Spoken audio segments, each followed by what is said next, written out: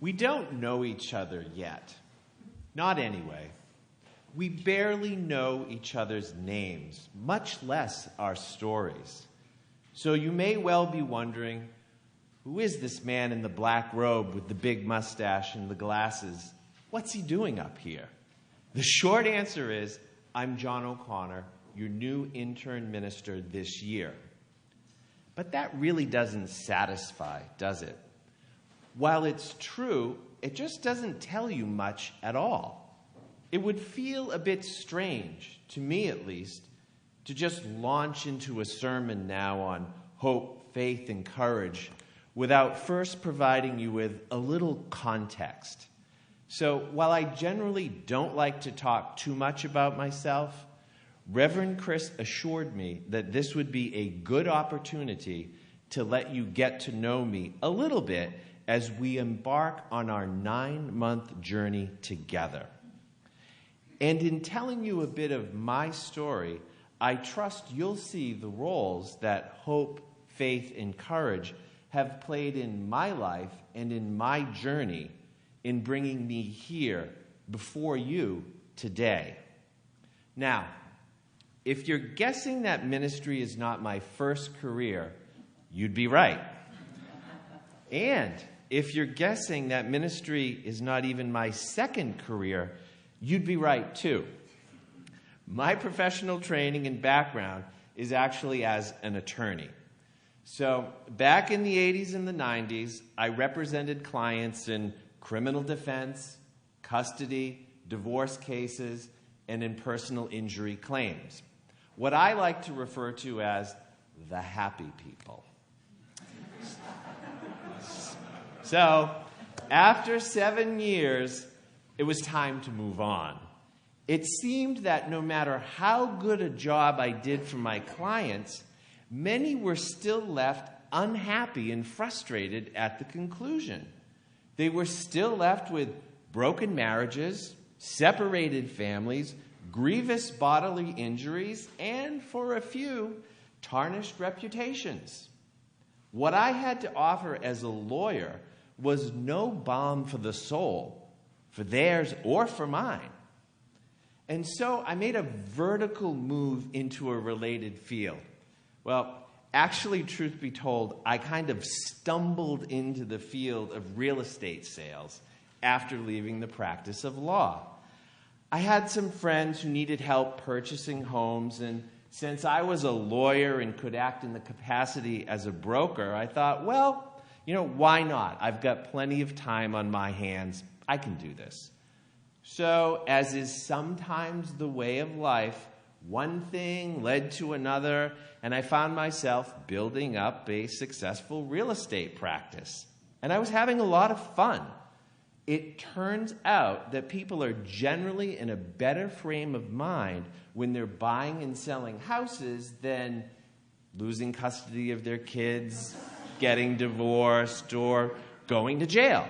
So for the last 28 years, I've run a successful real estate team helping people buy and sell homes and small businesses in the greater Boston area. It's been a great ride. I've had a lot of fun, and I'm really proud of the team that my business partner Jason and I have built up together. So why ministry? Why take time away from a lucrative career in real estate to enroll at Harvard Divinity School at age 55?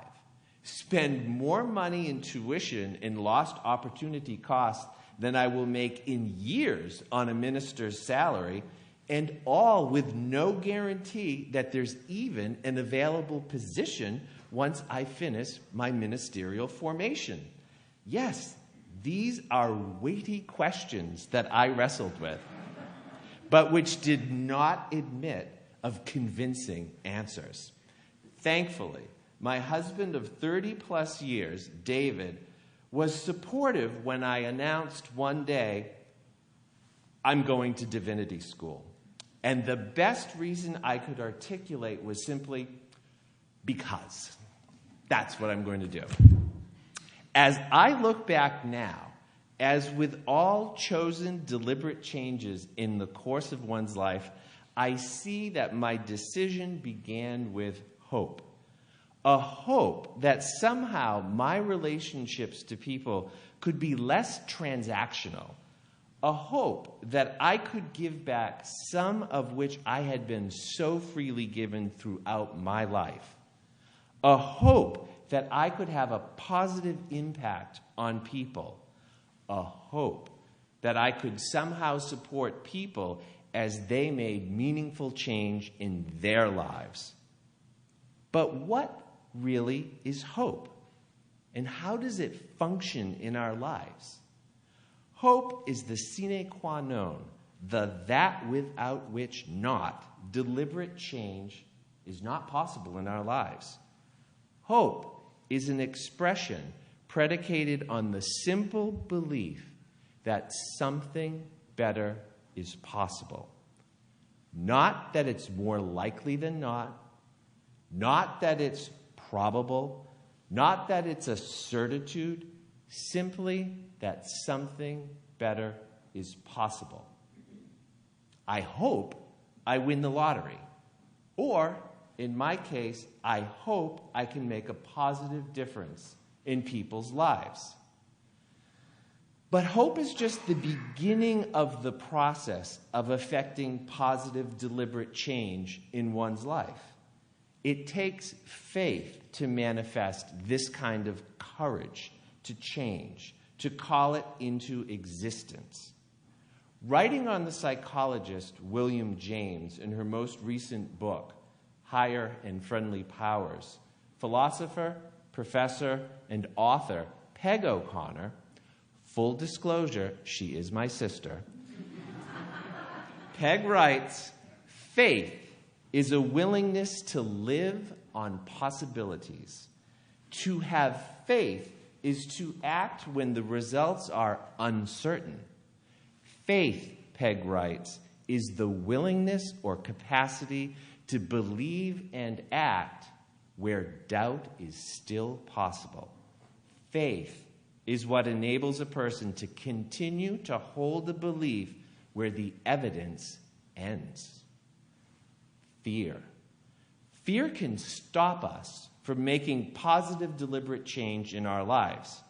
Betting the farm on a hope, a belief that something is possible, and faith, a willingness to live on that possibility, can be downright scary. Fear of failure seems to assail hope and faith, to paralyze us, to prevent us from moving forward into action. Yet, is it really failure that we fear? In words often misattributed to Nelson Mandela, author and activist Marianne Williamson challenges us to reconsider our understanding of fear. Our deepest fear, she writes, is not that we are inadequate. Our deepest fear is that we are powerful beyond measure. It is our light, not our darkness, that most often frightens us. We ask ourselves, who am I to be brilliant, gorgeous, talented, fabulous? Actually, who are you not to be? You are a child of God. Your playing small does not serve the world. There's nothing enlightened about shrinking so that other people don't feel insecure around you. We are all meant to shine as children do. We were born to make manifest the glory of God that is within us. It's not just in some of us, it's in everyone. And as we let our own light shine, we unconsciously give other people permission to do the very same thing. As we are liberated from our fear, our presence automatically liberates others. In other words, OMG, I'm really doing this. The antidote to fear, whether it be fear of failure or fear of success, is courage. Courage, thankfully, is not the absence of fear, or we'd all be doomed. We all have fears of one sort or another. The etymology, the root meaning of courage, is the Latin noun cor, heart, and the Latin verb ago, to act. In other words, to have courage is to act from our heart, to act on our hope, to act on our faith, even when the evidence ends. Yes, when we act on faith, we live our lives on the possibility of our hopes, and we inevitably make ourselves vulnerable in the process. But we should embrace vulnerability. As professor and author Brené Brown writes, vulnerability is not winning or losing.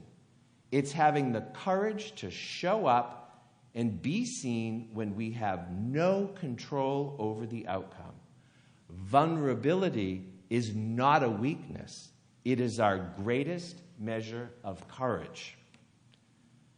When we ready ourselves to make deliberate positive change in our lives, when we give voice to our hope, when we have faith and are willing to live our life on the possibility of that hope, when we make ourselves vulnerable in front of others, we take a deep breath and then we act from our heart. We have courage. We are courageous. Professor, poet, and activist Audre Lorde offers us these words of wisdom as we contemplate making deliberate, positive change in our lives. Next time, she writes, what's the worst that'll happen? Then push yourself a little further than you dare. Once you start to speak, people will yell at you. They'll interrupt you, they'll put you down and suggest it's personal. And the world won't end. And the speaking will get easier and easier. And you will find that you have fallen in love with your own vision, which you may never have realized you even had. And you will lose some friends and lovers and realize you don't miss them. And new ones will find you and cherish you. And at last, you'll know with surpassing certainty that only one thing is more frightening than speaking your truth, and that is not speaking. And so we come back to the question of why ministry? Because, my friends, my hope is that I may make a positive difference in this beloved community. Tell me, what changes do you want to make in your lives? Tell me, what are your hopes and fears? As I stand here before you, I have faith. I pledge to you my willingness to act on the possibility that together we can make positive change in our collective and respective lives. Acting from our heart, we can face down our fears and do it together. We will be courageous. Do I feel vulnerable right now? You bet. I wonder to myself, standing here before you, listening to the inner voices screaming in my head, does this old robe make me look fat? Well, does it? My friends, I'll end with the final verses of Summer Day by Mary Oliver. I don't exactly know what a prayer is. I do know how to pay attention, how to fall down into the grass, how to kneel in the grass, how to be idle and blessed, how to stroll through the fields, which is what I've been doing all day. Tell me, what else should I have done? Doesn't everything die at last and too soon? Tell me, what is it you plan to do with your one wild and precious life? My friends, may we all give voice to our hopes. May we have faith and the courage to be willing to keep acting on our hopes even when the evidence ends. May we hold ourselves gently in our vulnerability, knowing that the only thing more frightening than speaking our truth is not speaking at all. May it be so, and blessed be.